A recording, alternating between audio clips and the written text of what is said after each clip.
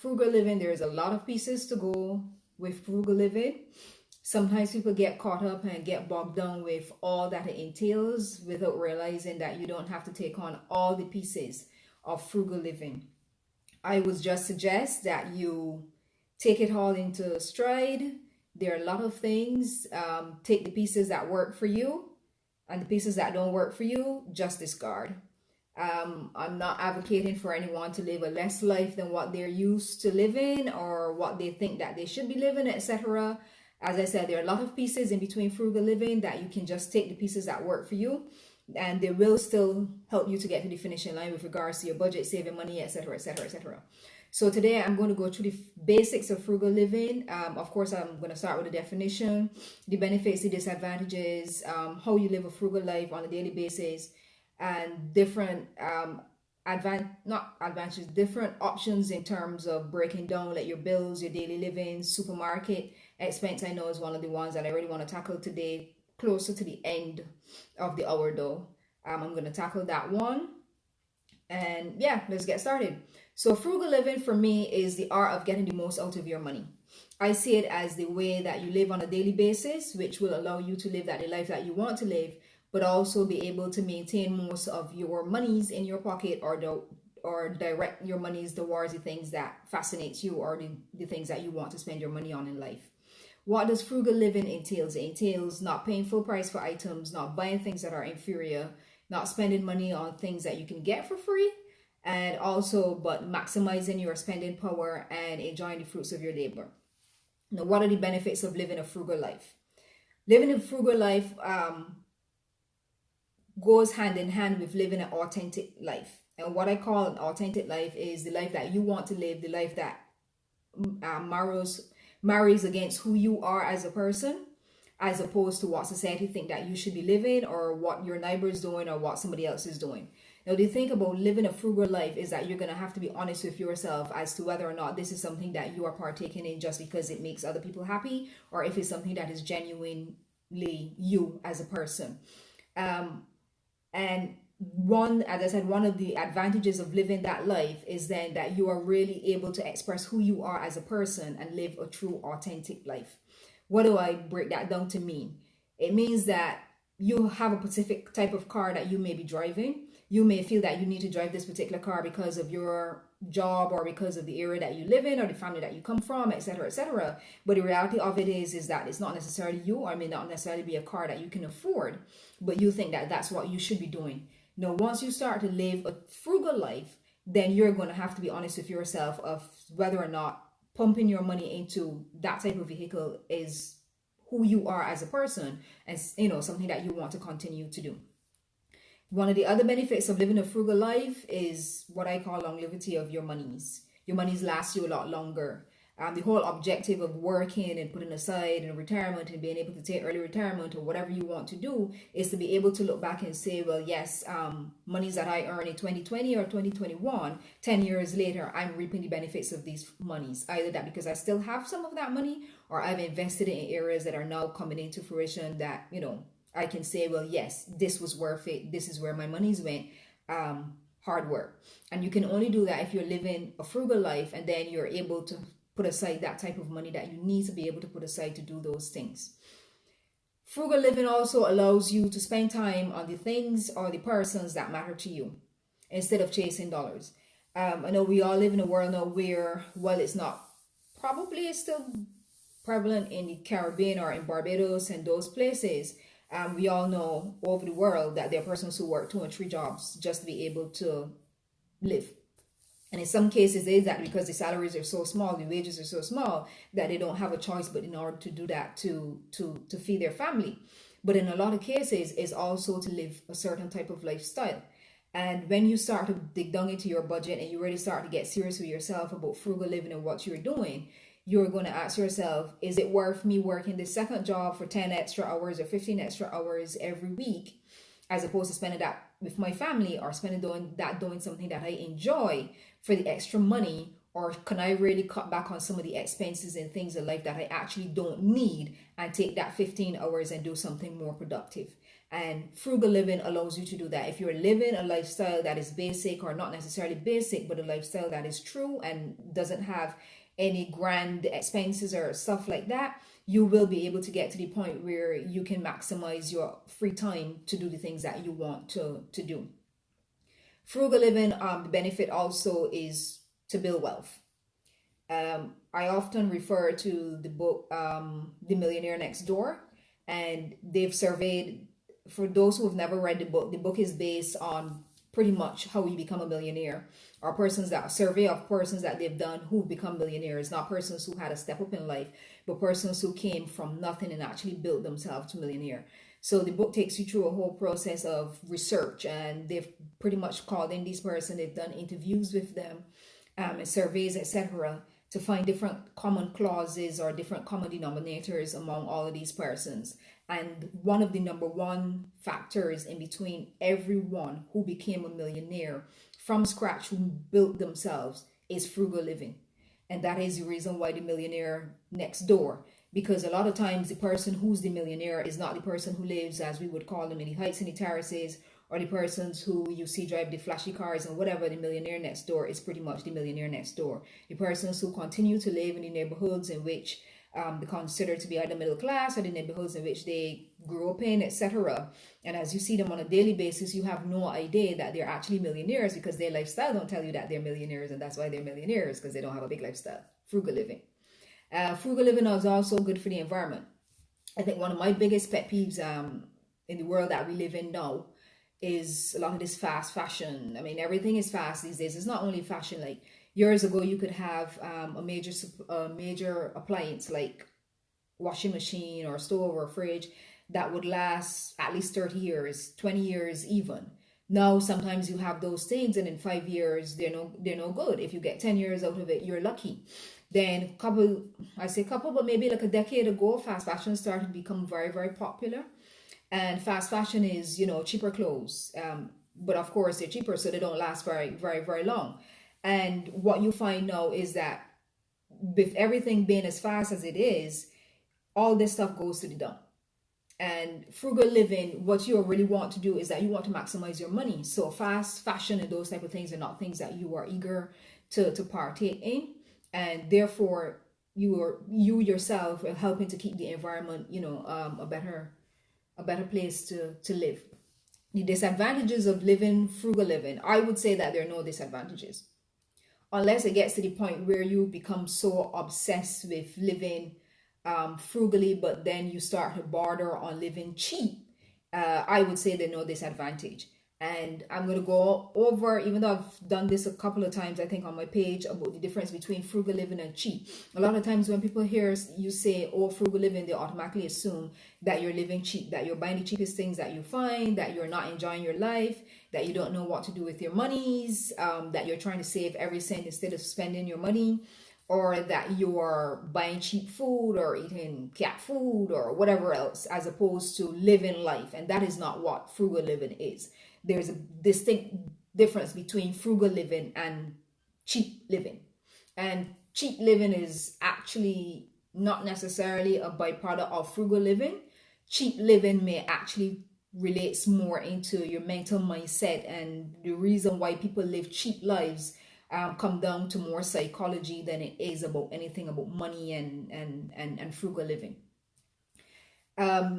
I'm going to go through a couple of things in terms of frugal living, and that is frugal living on a daily basis and what it looks like. The different categories. You can have categories like, I'm going to speak on reducing your bills, living within your budgets, and the supermarket. Of course, I'm going to come into that one at the end. Getting a bang for your buck, saving, those daily expenses that you have, like your housing, your car, etc., etc. I'm going to break those down. Travel, I'm going to break those down a little bit more. Now, one of the major things about frugal living is that frugal living must be a lifestyle. If you are someone who are on let's say, a fitness journey, then you know that you don't exercise today and not exercise for the next 3, 4, 5 months. That's not how it works. And the same way that you think about exercising and those type of things that you do as a daily part of your life to maintain yourself or to maintain your life, you have to think about frugal living as those parts. So when you're really looking at your life and deciding if frugal living is for you, And if you want, how do you break down frugal living to live on a daily basis? What you're going to have to do is look at what you do in your everyday tasks and break those down to see how better you can either shave your expenses or how better you can go in the direction to frugal living. And one of those things obviously would be reducing your bills. As I said before, there are a lot of pieces to frugal living. You just take the pieces that work for you, or you take the pieces that you think you can manage, maybe even as a step by step, even if there are more that you want to do further, but you start somewhere. So if we look at our utilities, you want to think about ways of how you can cut your utilities, whether you are currently using LED lights, things that can help reduce the bills. If you know for a fact that you have wastage, there are some persons that you have everything plugged in all day long, for no apparent reason. You leave home, everything is still plugged in all day long, and those are things that you want to start about to think about. What can I do to reduce my daily bills? Less usage, things like washing. Do you wash half of a load? Do you wash 3 times, 4 times a week, or 5 times a week, 6 times a week? Then we come into other utilities like cable. I think I mentioned before, I think maybe in the budget session, that the world that we live in now, persons assume that things like cable and those type of things are everyday type expenses, and that those are things that you have to have, which you don't. You decide whether or not, based on your lifestyle, it's something that you need to have. But again, when you start to look at your expenses, you may have cable, you may have Netflix, you may have Hulu, you may have Amazon Prime, you may have Tidal, you may have 4 or 5 different things.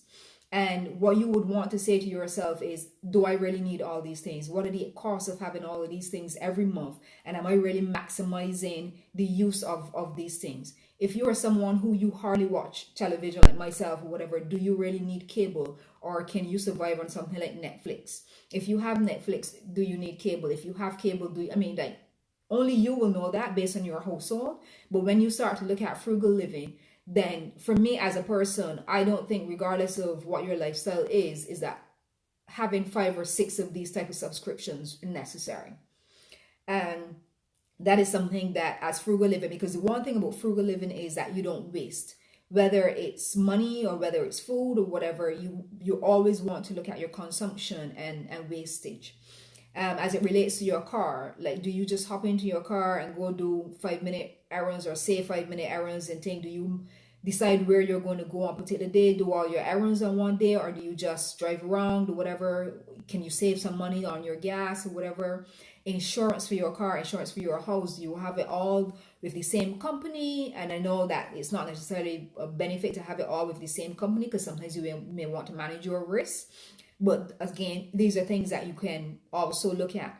Have you gone out to look for a broker, to ask a broker to look for the best rate for you? And I know that you may have insurance with a particular company, let's say 5 years ago or 10 years ago or 15 years ago, but at this point in time, you may not know if you are getting the best rate based on your circumstance in the current environment. So it can't hurt sometimes. And I say a broker, and the reason why I say a broker is that you could pick up the phone and you can probably call like 5 insurance companies yourself, but there are persons who do this as a daily part of their life, and it doesn't cost you anything, because they are paid by a percentage of providing that service to the insurance. So you can quickly pick up the phone, call a broker and say, hey, I've had insurance, whether it's insurance on your car, on your house, or whatever, for the last XY with XY person, but I want to know if this is the best rate that I can get. And you give them parameters and whatever, and they will go out and they will look and see, well, based on the market or whatever, you are still within the best rate that I could come up with, or whether or not there's a more efficient rate that they could find for you. And as I said, it doesn't hurt. And yes, it's possible, even in Barbados, even in the Caribbean, it is possible to get a better rate on some scenarios. I know a few years ago I tried it with my insurance, and I was satisfied that I was still at the best rate. I have a friend who also tried it with insurance for their house. I want to say 2 months ago, and discovered that they could get a better rate, and they actually switched. It is what it is. So that's one of the areas that you could look at. In terms of the car also, I would say planned maintenance. Sometimes we don't think of planned maintenance as living a frugal lifestyle, because you think, oh, well, I have to spend money. But the whole objective of proper maintenance, whether it's for your house or your car, or even for yourself in terms of medical checkups, yearly checkups, etc., is that so you don't entail with a bigger expense. If you're not spending money to service your car every year or twice a year or whatever your plan is, your maintenance plan is, then possibility is that that car will eventually break down on you, even cars that are not necessarily very old. So as opposed to say spending $200 on a planned maintenance, then you end up, number one, spending $300 to call a wrecker, and then probably another $500, $600, $700, depending on what the problem is. And the whole point is to make certain that you don't find yourself in that type of position. And that's why you should also make certain that you have planned maintenance. And it also goes into part of your budgeting. And if you've gone back to the session that we did on budgeting, it would be all part of one of your sinking funds, your yearly sinking funds, etc., to avoid that type of expense. In terms of subscriptions as well, I think I touched on the ones with cable, but there are a lot of other subscriptions out there as well. Gym membership. There are a lot of persons who have had gym memberships for many, many years and they don't go to the gym. Even before COVID, there are persons who pay for a gym every year. And the whole objective of how gyms, the reason why gyms will give you that join up free month or whatever, or why they would give you that special rate when you sign up for a whole year, is that chances are by the third or fourth month of the year, there are a huge percentage of persons who are no longer going to the gym, but they've signed up for the year, so the gym makes some money from you. And there are different things, newspapers. Yeah, we get a lot of our news from the internet. It's faster these days. There are still a lot of persons who have newspaper subscription, and some people like to hold a newspaper in their hand. And it, as I say, it depends on you and your lifestyle, whether you want to cut back from having, let's say, that newspaper subscription 7 days a week, to whether or not you just want to have it 3 days a week or 4 days a week. And these are all different areas that you can look into your budgeting, or as tying back into your budgeting, but you can look into your life and see exactly what you're doing and what works for you and what areas that you can cut back on. But the whole objective of a frugal life is to make certain that when you're spending your money, you're spending it into the areas that you want to spend it on, and you're not being wasteful. As it relates to big purchases, that's another category. And what I consider to be big purchases: cars, furniture, houses, travel. Frugal living, tying those into big purchases, is the objective. And persons who really are maximizing frugal living will tell you they do not pay full price for any of those things. Cars, furniture, houses, travel. Do not pay full price. You're going to ask me, how can you not pay full price for houses and whatever? And part of the objective, and as you go on further in your financial journey, is that you would recognize that cash is king. And I know that we've heard that for many, many times. There are persons a lot older than us who've been saying so for a long time. And that is the reality. Cash is king. It's king. And the only way that you can get to that point where you're going to be able to maximize and save on those big purchases is by having cash, which is the reason why I'm always advocating about saving. Cars, yes, you can get discount on cars. You can get cars at a good price. You can also buy cars with cash. To avoid having to debt and whatever. Yes, people do it. People who are not rich, people who don't have massive paychecks. I know people who personally have paid cash for cars and without a big salary, etc. And furniture, housing, land. Like right now, based on the situation that is going on with COVID and everything else in the world, and all the persons who've lost their jobs and stuff like that. And I would say for a fact, I know because I've been doing a bit of research in the Barbados market. And right now it's a buyer's market in terms of real estate and land and those type of things. But the persons who are going to benefit from it are the persons who are sitting on cash. And those are the persons who've been living a frugal life. Those are the persons who've been sitting down, saving and waiting for this opportunity. And sometimes I know that people will advocate to you that once you start to work, that they feel that there's a process in terms of you start to work and then you do this and you do the next, and there's a step and the next step and the next step. And somewhere along that line, the next step is that you go and you get a house because you have a family and you get a mortgage and whatever. And that's what everybody's been taught. And that's the way, people go ahead and they live their life. But that does not necessarily mean that that's the way it is, or that's the way it has to be.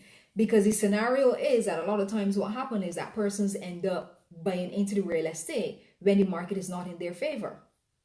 So they end up with all these houses and real estate or land, pieces of land or whatever, and that they've bought into at a very high price. And then it whole defeats the whole objective of having real estate as an investment, because either number one, they're struggling to pay the mortgage monthly, or number two, the investment isn't quite what they think it should have been, because an investment is only fruitful if you can actually make that into a realized investment, and that is that you can actually sell that for a higher price than what you paid it, or for some reason it's valued more than what you paid for it. And the only way that you're going to be able to get that done, and I'll also add that that's the way that you add to your net worth. In order to increase your net worth at some points in time, you have to be able to get things at a value that are higher than what you paid for. I mean, you can save money every month and add to your net worth, but if you're going to be able to buy a house or a car that is valued at, let's say, $5,000 more than actually what you pay for, then that's $5,000 that have gone straight to your net worth, and that's what you want to do. Now, the daily things that you do, like your supermarket bills and cutting back on your utilities and those type of things, it will help you maintain a certain type of lifestyle. It will help you to save some money. But frugal living, if you're going to really increase your net worth and you're going to really meet those big steps and those big leaps, you have to be able to cash in on the big purchasing, and that is, you are going to have to be able to get these things at a reduced price. And there are different ways in which, not necessarily only buying them at a reduced price, but a few other things that I will also add is to research. If you're going to buy something that is for more than, let's say, $5,000, you should not just go there and buy it on impulse. It's something that you should be doing lots of research, months, and sometimes it takes you even more than a year before you find exactly what you're looking for that is value for your money. And you're going to have to do that. Cars, as I said, I'm going to still add furniture to that, if you're furnishing a whole house, then that is a substantial amount. And I'm going to also add travel in between there. I know many of you know that I do a lot of travel and stuff like that. What a lot of persons don't actually know is that when you see me do a trip, especially like a big trip, a European trip, around the world trip, or whatever, there are months and months of research that go into that. I just don't get up on a whim and fancy and go around the world as it may appear. I actually spend hours and hours and hours doing research to find the areas that I really want to go, to find the best prices, to find what are the best options in terms of travel. And there are many different ways in terms of travel that you can find cost savings as well. It was the best location, how far out from the city that location is, how much money it is by taxi, and I'll expand upon that at a further date, or maybe a little bit later on the end. But what I would say is that research, and no impulse buying. Even so smaller items like in your everyday life, if it is something that is not food or something that you need urgent, I'd still suggest no impulse buying. And one of the ways, or the different ways that you can do that, and one of the things is take photographs of these items. And if you think it's something that you really want or whatever, take a photograph, think about it. I'd say go a couple of days to maybe even a couple of weeks, like 2 weeks or so, and then go back and see. And I find sometimes that when we see things that we like, or we see something, they're like, yeah, I really like that. Sometimes when the time has passed, maybe a week or two, we don't feel the same way about it. But if you had impulse buy that, then the fact that you don't feel the same way about it 2 weeks later, the truth is that it will still happen if you'd bought it.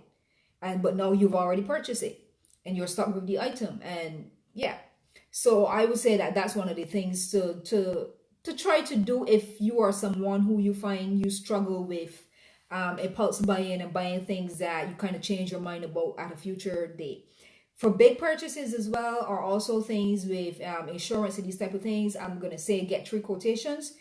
For any person who've worked in major organizations, you know that is actually part of your compliance or part of your standards of the way that you work. No company goes out there and spend a bunch of money, even sometimes in consulting, when they're looking for accounting or business or marketing or whatever type of services that they're looking for. They will ask for quotations. And I would suggest 3 quotations to see exactly what's the best prices, and also to see, because sometimes it's not only about the best price, but you also want to make certain that you're getting value as well. But if you go there and you look for quotations, then you know that you're actively making certain that you're spending money on what works best for you. I've already touched on saving money because cash is king. And I remember I'm gonna get a couple of I say couple of years, but not couple of years. Many years ago, when I was first going on my first overseas, on my first expat experience, I had a car that I was selling, and there were quite a few persons who came by to sell the car, to purchase the car. And there was one guy who came, and I'm gonna say he's from a particular community in Barbados, and I think most Bajans will understand what I mean by that. And he had one of his workers call me every day to literally offer me probably like $5,000 or $6,000 less than what I was selling the car for. And he called me every day, at least twice a day, to say, "Oh, my boss says he can take the car for your half for cash for XY price, blah blah." And that's how they do their living. And it got to the point where I literally said to him one day, "Tell your boss that I'll drive the car off the Sea Rocks first."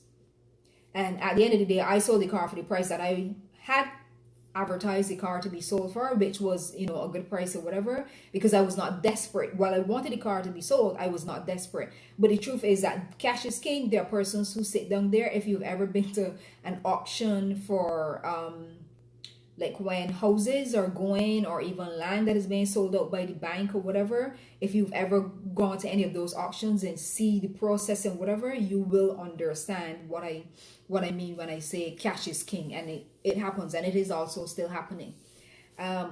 Also, with big purchases, one of the things that I want to also mention would be when it comes to the cost of maintaining that asset. Sometimes, and I know again this is in things with land as well, cars and stuff like that, you purchase a vehicle without thinking about what the maintenance cost of that vehicle looks like. And the maintenance cost would be, your sale, your tires, your insurance, even your gas and etc., on a monthly basis or on a yearly basis. So you see a vehicle and you say, "Oh yeah, I like this vehicle," without thinking about the fact that the vehicle is one of those vehicles that need a lot of gas or not a diesel, or what it really takes. It has a diesel engine, it takes more parts, it takes more service or whatever, in order to maintain it. And these are things that sometimes people don't think about it when they get into it initially. And I'll also say that with regards to is also when you buy in houses, condos, villas, and also even land. I also know of a scenario where several years ago there was a development, one of those developments that had first started, where one of the covenants was that you could not hang your clothing on the outside. You had to have washer and dryer. And a lot of persons had bought those pieces of land without reading the covenants properly, without even realizing some of the things that they were buying into when they buy into some of these neighborhoods. When you have condos as well, sometimes there's a homeowners association that dictate what you can do to your condo and what you can't do, what color you can paint it, what you can have outside. There are also fees sometimes that comes with these on a monthly basis or on a yearly basis, that sometimes people get into these things without proper reading them. And I know of someone who lost actually a down payment on a piece of land, because when they actually dig down into the covenants, they realized there was no point in going forward for it, because it was just not going to meet their requirements going forward, and they decided to forfeit the deposit and just walk away from the land. And there are things like not only what you can do in the neighborhood and stuff like that, but sometimes there's also dollar values as relate to their house. So you will buy a piece of land and the covenant will dictate to you that your house must be of a certain value, $500 to $1 million. And at the end of the day, then you have to really decide, do I want to do this? Do I want to continue to maintain this going forward? So when you're going to buy big purchases, these are all things that you need to consider. And considering these things tie back in again to frugal living, because once that purchase has been bought, it's not just like, okay, I've just bought this now and that's it. You have to also think about the maintenance costs and factoring those into your daily life and how you continue to live. But the whole objective is to not pay full price. Make certain that you buy into a major product that you have already done a lot of research on, that it fits into your lifestyle, and that you don't find yourself then having to increase your daily or yearly expenses because of this particular major product that you major expense that you have bought. Frugal living is all about living within your means. Under that category, what does that mean? If it's not budgeted, technically you can't afford it. And I know that persons don't like to keep hearing about budgeting, budgeting, budgeting, budgeting, but yeah, budgeting is a part of life. Like everything else, budgeting is a part of life. The company that you work for, even if you work for yourself, the clients that you have, everything, the government who supply your services, the government who charge you taxes, everyone, every company and every institution works off of a budget. And therefore, if you as an individual still don't understand why you need to have a budget and to work off of a budget, you're always going to be winging in the dark. Frugal lifestyle, it gets to the point where you're in tune with your budget. And as I said, if it's not in your budget, it means that you can't afford it. If it's a life or death experience, of course you're going to have to, pull out your emergency fund.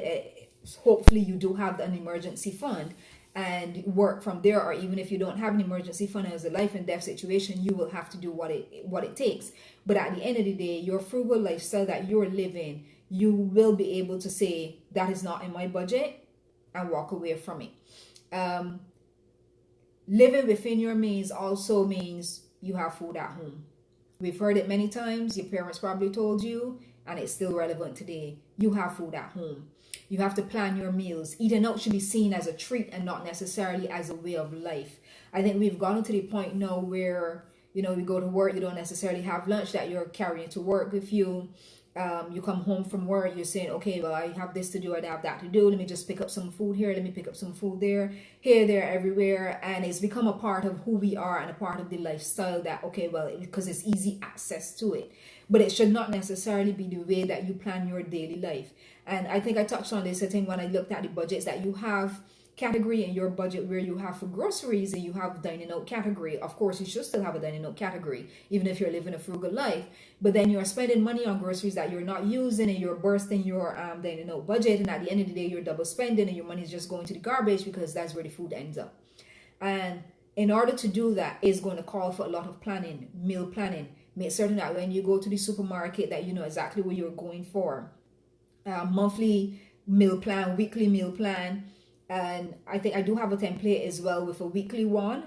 And even if it's just a weekly, or if you're going to do this twice a week, but meal planning really, really helps you when you're living. And it's not just a frugal lifestyle, but just a full lifestyle. If you look at your full life or whatever, meal planning does really help you. Because the thing is that if you have a lot of things that you're thinking about on a daily basis, the last thing that you want to do is to also think about, what am I supposed to be eating today? And then what happens is that you get catch in the 2020 where you're like, okay, I didn't actually think about this. Now and that's how you end up buying food. That's how you end up picking up takeaway. Because you don't have a proper plan.